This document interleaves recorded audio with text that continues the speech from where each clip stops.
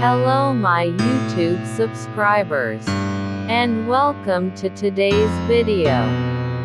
Today's video is about WWE Friday Night SmackDown review.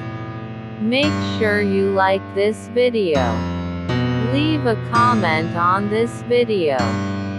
Subscribe to this YouTube channel for future live stream and videos. And share this video with your friends and family members who are WWE wrestling fans.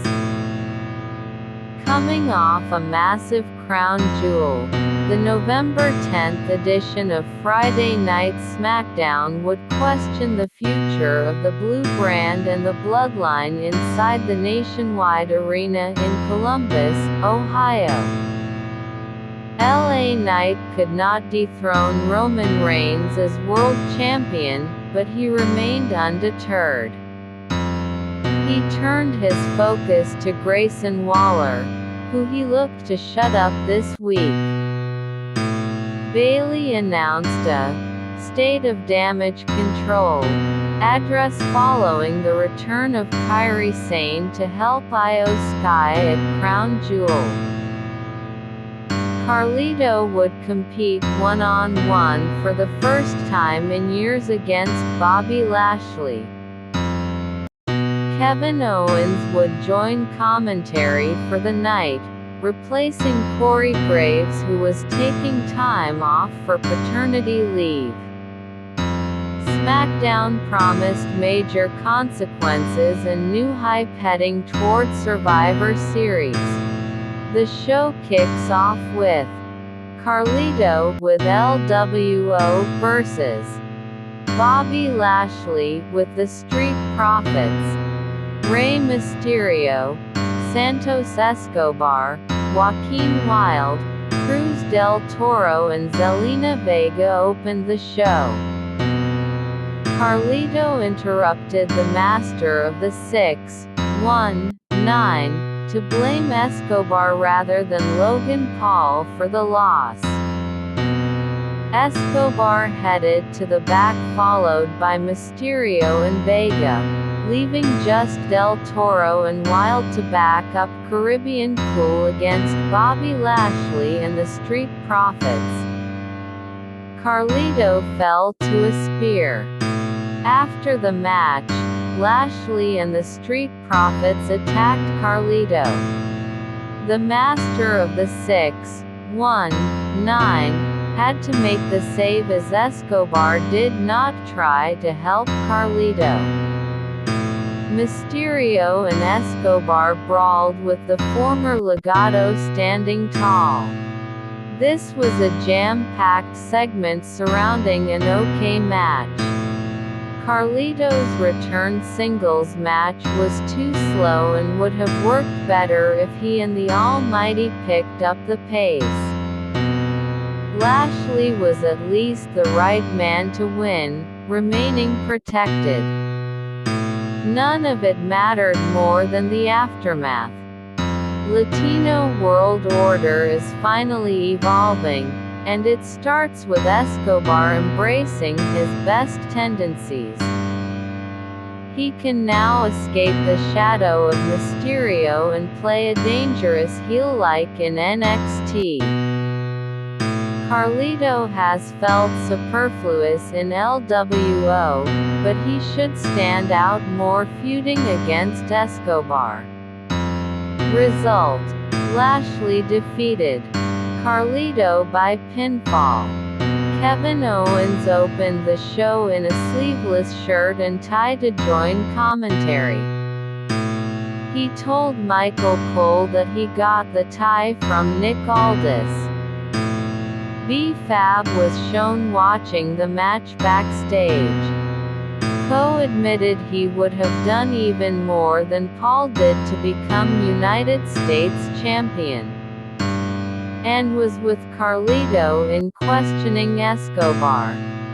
After Carlito reversed a Lashley suplex into one of his own, Cole threw out a gem of a line. See, eating apples, that's what it does. WWE was aggressive with the commercial breaks before and during the match.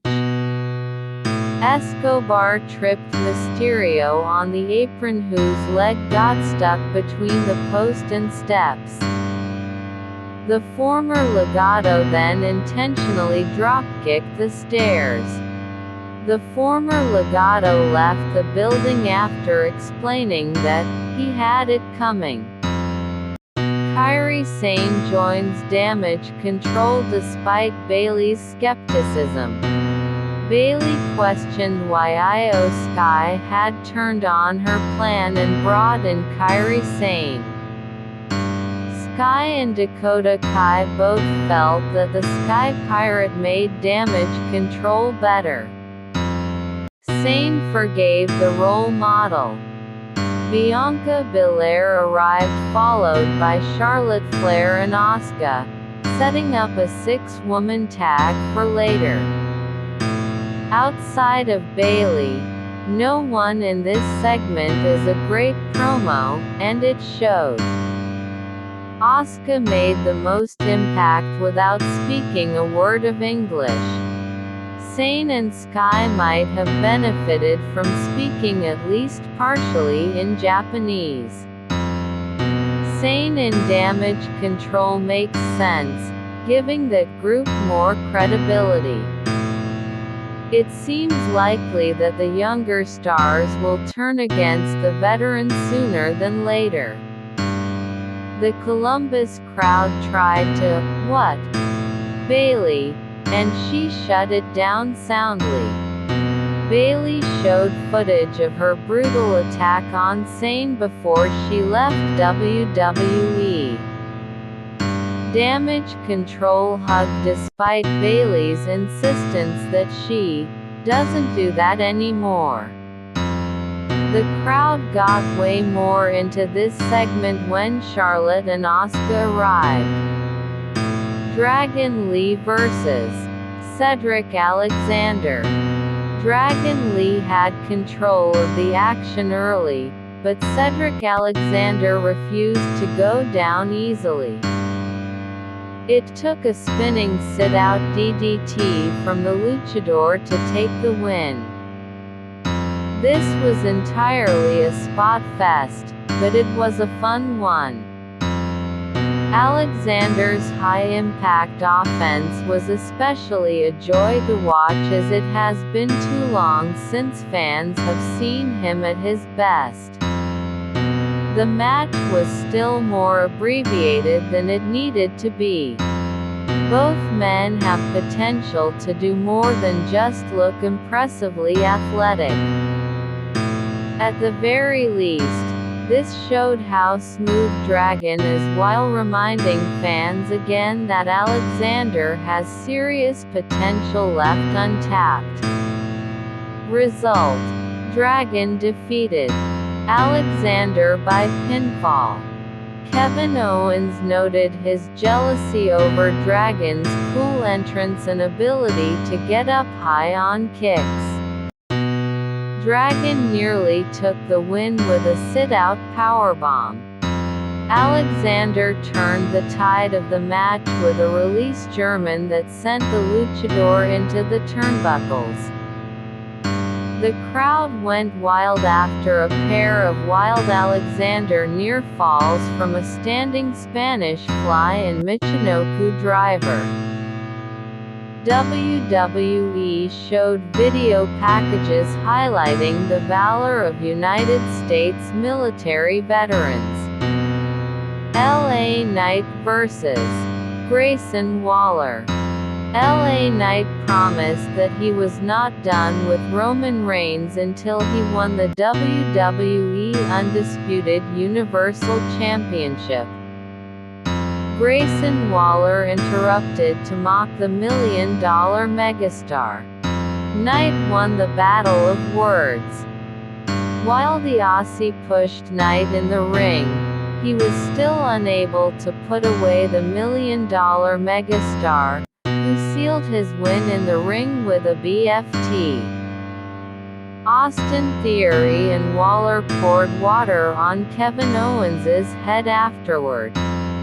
Nick Aldis had told KO that he would be suspended if he got physically involved with the wrestlers, but he still attacked both heels and hit Theory with a stunner. WWE made sure to keep Knight hot throughout this segment. He still looks like a world beater and could easily challenge the head of the table again sooner than later. Waller was a capable foil to the million-dollar megastar in a solid performance. While this probably could have trimmed down a bit, the two work well together in the ring and on the mic. KO was also a riot on commentary throughout this match to elevate the action and his growing rivalry with the Aussie. Result: Knight defeated Waller by pinfall. Knight told Reigns to give Jimmy Uso a raise and whatever other pleasures he can give him. Knight completely roasted Waller, saying the Grayson Waller effect sounded like an STD and the Aussie was not allowed within 50 feet of a school. The crowd was louder for Knight than anyone else.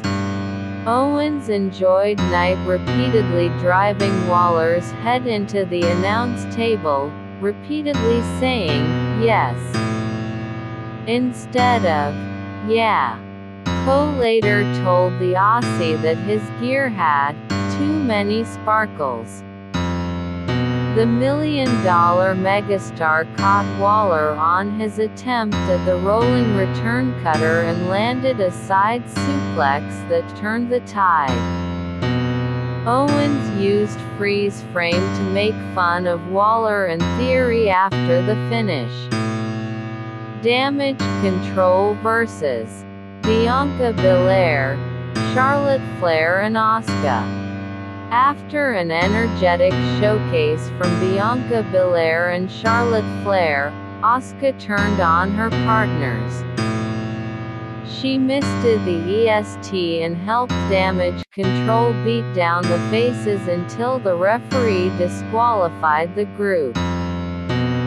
Shotzi tried to make the save but got laid out with a rose plant. Kairi Sane planted an insane elbow on Belair, and Damage Control stood tall as a 5-woman group. The main event never became what it could have been with the talent involved, but this was all about the ending angle. While it was somewhat predictable that Asuka would turn on the babyfaces given her history with Sane and Sky, it was still a great moment. The Empress of the Tomorrow makes Damage Control truly look dangerous. Since Bayley first brought together this stable, the group has never been as dominant as they needed to be. The role model may not have a place long-term in this group, but she has finally seen her vision realized. This assemblage of stars could genuinely dominate the women's division at the level of the Bloodline or Judgment Day. If the plan becomes War Games, Damage Control must win this time. Result: Belair, Charlotte and Asuka defeated Damage Control by disqualification. Before the main event, WWE showed a recap of the end of John Cena vs. Solo Sikoa and announced the Enforcer would return next week. Also connected to the Bloodline, Jimmy Uso agreed to fight LA Knight next week. Belair showed her anger with Sane when they were one-on-one, battering her with hammer fists then landing an impressive moving delayed vertical suplex. After a star-studded month of SmackDown featuring Roman Reigns, John Cena and Logan Paul, It felt like WWE scaled back on the roster for this week.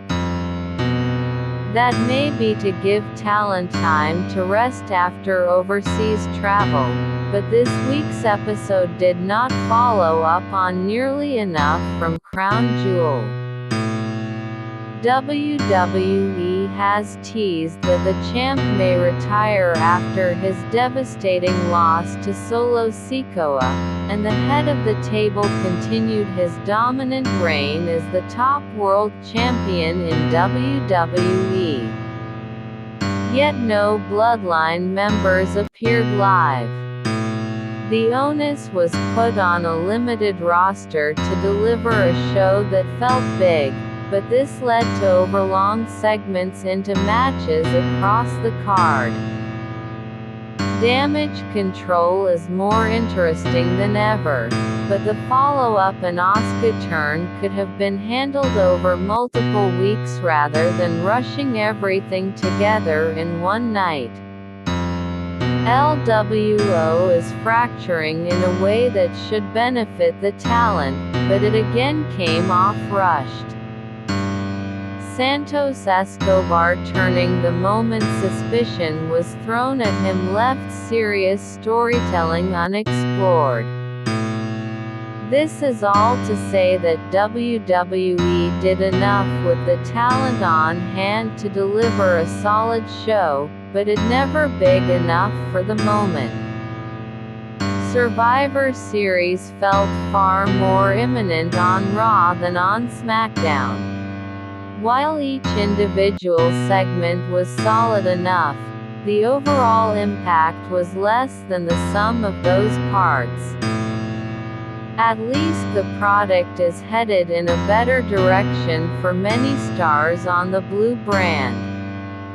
And that's the end of this video. Thank you for watching this video all the way till the end. You are the real MVP. Don't forget to hit the like button on this video. Leave a comment on this video, letting people know your thoughts on this episode of Friday Night SmackDown. Subscribe to this YouTube channel for future live stream and videos. And share this video with your friends and family members who are WWE wrestling fans. This is the People's Champ 1983.